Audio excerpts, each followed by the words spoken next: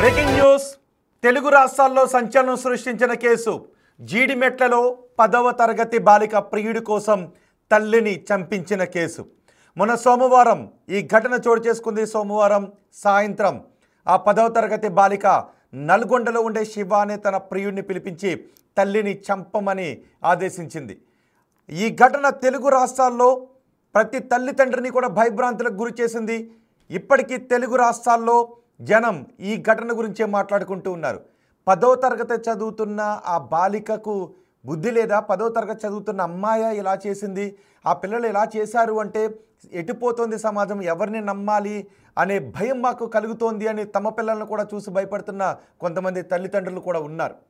ఇప్పుడు ఈ ఘటనలో ఎవరైతే ఆ ప్రియుడున్నాడో శివ, వాళ్ళ తల్లి చెబుతున్న మాటలు వింటే ఒక్కసారిగా అందరికీ కోపం కూడా వస్తుంది. ఆ తల్లి ఏమంటుందో తెలుసా? నా బిడ్డ ఆమెను చంపడం తప్పు కాదు అని అంటుంది. ఎవరైతే ఈ 10వ తరగతి చదువుతున్న బాలిక ప్రియుడున్నాడో ఆ ప్రియుడు తల్లి చాలా బిందాస్గా చెప్తోంది, చాలా నవ్వుతూ చెబుతోంది. ఎక్కడ కూడా తొనగడం లేదు. అయ్యో నా బిడ్డ భవిష్యత్తు పాడైపోయిందే అని ఎక్కడ కూడా ఆలోచించడం లేదు ఆమె. పైగా ఏమంటుంది అంటే, ఎన్నో తిరుగులు తిరిగినప్పుడు పట్టించుకొని ఆ తల్లి మా ఇంటికి వచ్చి 4 రోజులు ఉన్నప్పుడు కేసు ఎందుకు పెట్టింది, కాబట్టి ఆమెను చంపడం కరెక్టే, 4 రోజుల తర్వాత మా వాడిని ఎలాగైనా తెచ్చేసుకుంటాం, జరిగేదే జరుగుతుంది అని ఆమె నవ్వుతూ మాట్లాడుతోంది. అయ్యో కొడుకు భవిష్యత్తు పాడైపోయింది అని ఎక్కడ కూడా ఆమె ఆలోచించడం లేదు.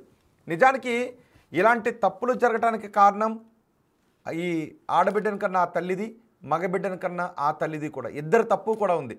ఈమె మైనర్ అయినప్పుడు ఒక మైనర్ బాలికను తెచ్చి ఇంట్లో పెట్టుకుంటే ఆ తల్లి అడిగిందా లేదన్న దాంతో సంబంధం లేకుండా, అరే ఇంకొక ఆడపిల్లని 10వ తరగతి చదువుతున్న బిడ్డని తీసుకొచ్చి మన ఇంట్లో ఉంచుకోవడం తప్పు అనే జ్ఞానం ఈమెకు కూడా ఉండాలి కదా, పంపించాలి కదా. పోలీసులు నిజానికి ఈ తల్లి మీద ఇంకా కేసులు బుక్ చేయలేదు. ఏం జరిగింది? 10వ తరగతి చదువుతున్న ఆ బాలికకు ఇంటర్మీడియట్ చదువుతున్న వాళ్ళిద్దరికీ మధ్య ఒక అట్రాక్షన్ ఉంది. దాన్ని వాళ్ళు లవ్ అని అనుకుంటూ ఉన్నారు. నిజానికి వాళ్ళిద్దరి మధ్య ఏదో సంబంధం ఉంది, లవ్ లాంటిది ఉంది అని ఈ చనిపోయిన ఆమెకు కూడా తెలుసు. చనిపోయిన ఆమెకు కూడా తెలిసినప్పుడు తొలుత వాళ్ళ ఇంటికి రప్పించింది. వాళ్ళిద్దరి మధ్య లవ్ లాంటిది ఉంది అని అన్నప్పుడు వాళ్ళ ఇంటికి రప్పించడం, వాళ్ళు అంత క్లోజ్గా తిరుగుతూ ఉండటం, దావతలకి ఎక్కడికో వెళ్ళినప్పుడు వాళ్ళ ఇంటి దగ్గర 2 రోజులు ఉండటం, ఇవన్నీ కూడా పిల్లలు పెడదోవ పట్టడానికి ఆ చనిపోయిన మనిషి చేసిన తప్పిదాలు కూడా ఉన్నాయి. కానీ ఎంతైనా చంపడం అనేది తప్పు కదా. కావాలి అనుకోండి ఇంట్లో వాళ్ళని ఒప్పించుకోవాలి, చదువు అయిన తర్వాత మైనార్టీ తీరిన తర్వాత తమ కాళ్ళ మీద నిలబడిన తర్వాత చేస్తే వేరు. కానీ ఇక్కడ ఈ బిడ్డ క్రూరంగా ఆలోచించింది. ఆ ప్రియుడిని ఇంటికి పిలిపించి తల్లిని చంపించేసింది. అయితే ఇప్పుడు ఆ తల్లి ఏమంటుంది? నా బిడ్డ చేసింది తప్పేం కాదు, 4 రోజులు పోయిన తర్వాత నా బిడ్డ మళ్ళీ బయటకు వస్తాడని. ఇప్పుడు చాలామంది తల్లిదండ్రులు అంటుంది కూడా అదే కదా, ఈ చంపిన వాడు 4 రోజులు పోయిన తర్వాత బయటకు వస్తాడు, బిందాస్గా తిరుగుతాడు, ఆల్రెడీ ఒకరిని చంపేశాను అనే ధైర్యం వాళ్ళు ఉంటుంది, పశ్చాత్తాపం రాదు, బయటకు వచ్చి మళ్ళీ తిరగొచ్చి చంపేసినా బయటకు వచ్చి తిరగొచ్చు అనే ధైర్యం ఇలాంటి వాళ్ళు వస్తుంది, ఉరి తీయాలి అని చాలామంది అంటూ ఉన్నారు. కానీ వాడిని కన్న తల్లి ఏమంటుంది అంటే, ఏం కాదు, మా ఇంటికి వచ్చినప్పుడే కేసు పెట్టింది ఆమె, బలాదూర్ అంతకంటే ముందు తిరిగినప్పుడు ఆమెకి ఏం అనిపించలేదా, కాబట్టి ఈమెను చంపడం తప్పు కాదు అని అంటుంది. తప్పే చంపడం. ఇలాంటి కొడుకుల్ని వెనకేసుకుని రాకమ్మా. ఇప్పుడు నీ కొడుకు భవిష్యత్తు పోయింది, నీ కొడుకు ఇప్పుడు మైనార్టీ తీరింది, నీ కొడుకు మైనర్ ఏం కాదు, యావజ్జీవ కారాగార శిక్ష పడవచ్చు, కిరాతకంగా చంపినందుకు ఉరి శిక్ష పడే అవకాశం కూడా ఉంటుంది. ఇప్పుడు ఎంత ధైర్యంగా చెప్తుంది అంటే తప్పేంటి, చంపాల్సిందే, ఆమె కూతురు పిలిస్తేనే కదా చంపింది అంటుంది. అవును, ఆమె కూతురే పిలిచింది, మరి వీడికైనా బుద్ధి ఉండాలి. ఆమె కూతురికి బుద్ధి లేదు, ఈ వీడిని కన్నా తల్లికి బుద్ధి లేదు, ఆ కొడుక్కి బుద్ధి లేదు. బహుశా తల్లిదండ్రులు ఏం కాదులేరా, తప్పేం కాదు, నీకు నచ్చింది చేయి, ఎవరినైనా ప్రేమించు, 10వ తరగతి వాళ్ళనైనా ప్రేమించు, నువ్వు ఇంటర్మీడియట్ చదువుతున్నా పర్వాలేదు ప్రేమించు అని కొడుకులకి ప్రోత్సాహాన్ని ఇచ్చే ఇలాంటి తల్లులు కూడా ఉంటే వీళ్ళని కూడా లోపల వేయాలిగా. పోక్సో చట్టాలు ఎందుకు వచ్చాయి? మైనర్ బాలిక తన ఇష్ట ప్రకారం ప్రేమిస్తున్నప్పటికీ కూడా, తన ఇష్ట ప్రకారం వచ్చినప్పటికీ కూడా ఆమెను తీసుకువెళ్తే కిడ్నాప్ అవుతుంది. మరి మైనర్ బాలిక 4 రోజులు ఉంచుకుందంటే, అదిగో ఆ తల్లిని చూడండి ఒకసారి మొదటి బాక్స్లో. వాళ్ళ తెలివితో అంటుందా, తెలివి తక్కువతో అంటుందా, కానీ బిందాస్గా చెప్తుంది. ఇక్కడ తెలివి తక్కువ అనేది కాదు. కొడుకు చంపడం తప్పే అని అంది అంటే ఆమె మనసులో కూడా క్రూరత్వం ఉంది అనే కదా. ఆ పై బాక్స్లో చూడండి, 10వ తరగతి బిడ్డ తల్లి ఆమె చనిపోయింది, ఇక్కడకు ఉన్నది కూడా తల్లే కదా. ఈ తల్లి కొడుకు, ఆ తల్లి కూతురు ఆమెను చంపిస్తే ఈ తల్లి కొడుకు ఆమెను చంపేశాడు. ఇదిగో ఈ తల్లి ఏమంటుంది, పర్వాలేదు నా బిడ్డ చంపినా అని. మరి నిజంగా మీరు ఎవరైనా సమర్థిస్తున్నారా? ఆ తల్లి మాటలు వింటే మీకేమనిపిస్తోంది? నా బిడ్డ చంపినా పర్వాలేదు, 4 రోజులు పోయిన తర్వాత మేము తిరిగి తెచ్చుకుంటామని.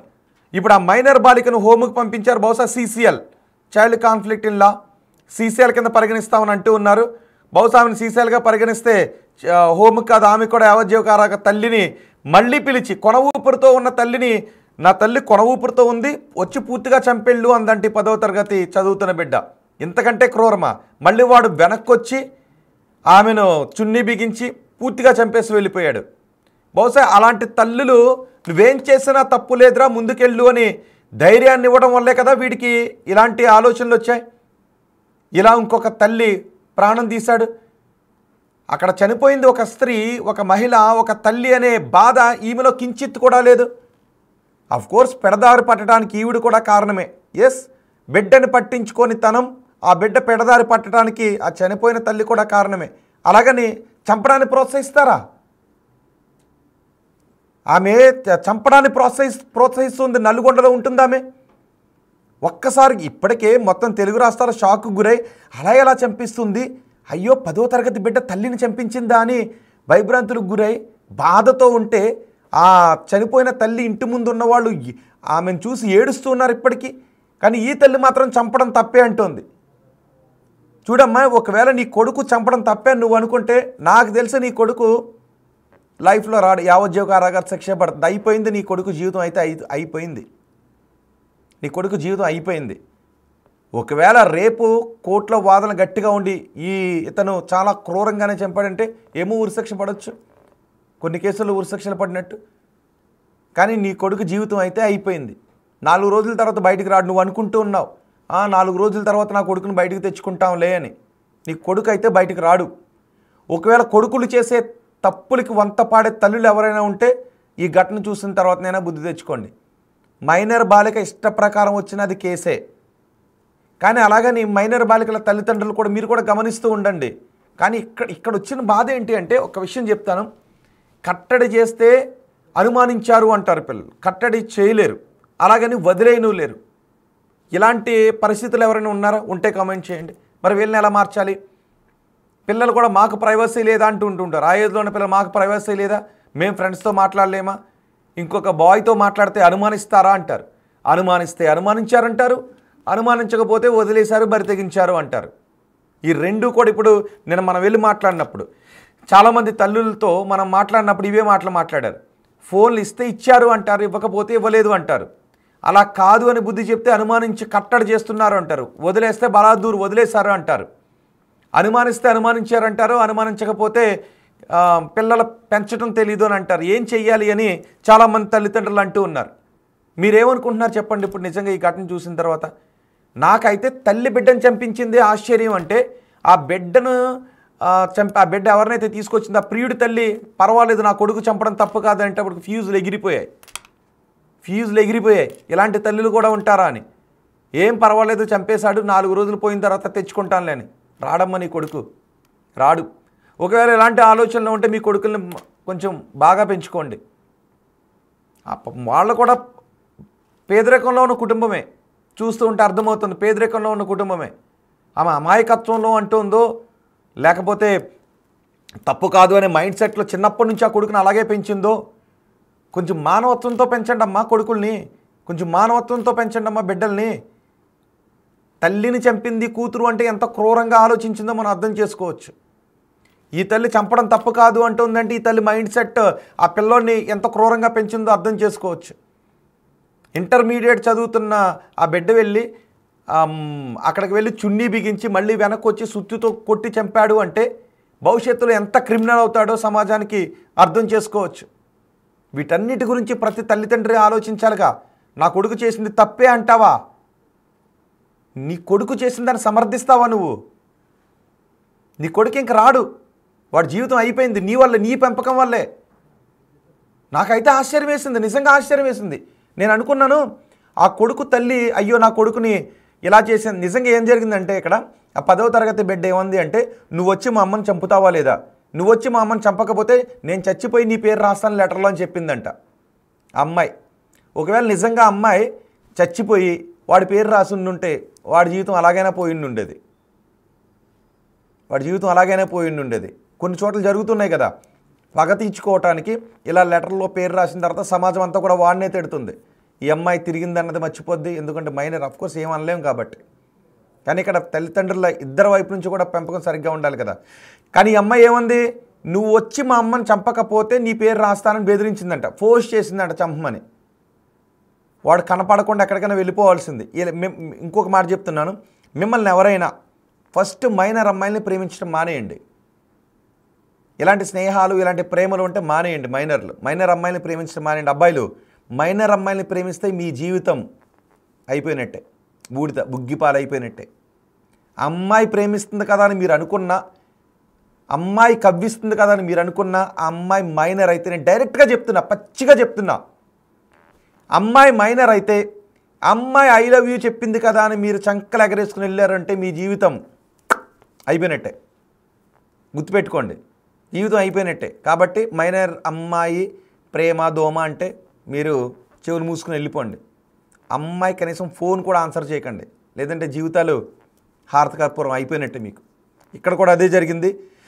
పైగా తల్లి ఇప్పుడు ఏమనుకున్నాం మనం, అయ్యో 10వ తరగతి బిడ్డ అలా ఎలా చంపించింది అని ఆశ్చర్యంలోపే నా బిడ్డ చంపేసినా పర్లేదు అని ఈమె మాట్లాడటంతో ఒక్కసారిగా అందరికీ ఫీజు లేకపోతే ఈమె తల్లేనా అనిపిస్తుందా లేదా?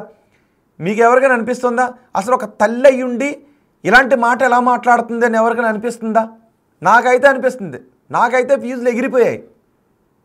ఒక తల్లి అయ్యుండి కొడుకు చేసిన పనికి సిగ్గుపడాల్సింది పోయి, అయ్యో బిడ్డ నువ్వు ప్రయోజకుడు అవుతావు అనుకున్నాం, ఐఏఎస్ ఐపీఎస్ డాక్టరో టీచరో ఏదో అవుతావు అనుకున్నాం, ఒక వ్యాపారవేత్త అవుతావు అనుకున్నాం. కానీ ఒక ప్రేమలో పడి ఆ పిల్ల చెప్పిన మాట విని ఇంకో తల్లిని చంపేశావు, ఎందుకురా జీవితాన్ని ఇలా నాశనం చేసుకున్నావు అని గగ్గోలు పెడుతుందేమో, పశ్చాత్తాపడుతుందేమో, కన్నీరు పెడుతుందేమో, ఏడుస్తుందేమో. అధికారులు వెళ్ళి పాప మా బిడ్డని ఏదో ఆ క్షణికావేశంలో చేశాడు, ఇంకోటి చేశాడు అంటుందేమో అనుకుంటే ఏం పర్వాలేదు, నా బిడ్డ చేసిన తప్పు కాదని.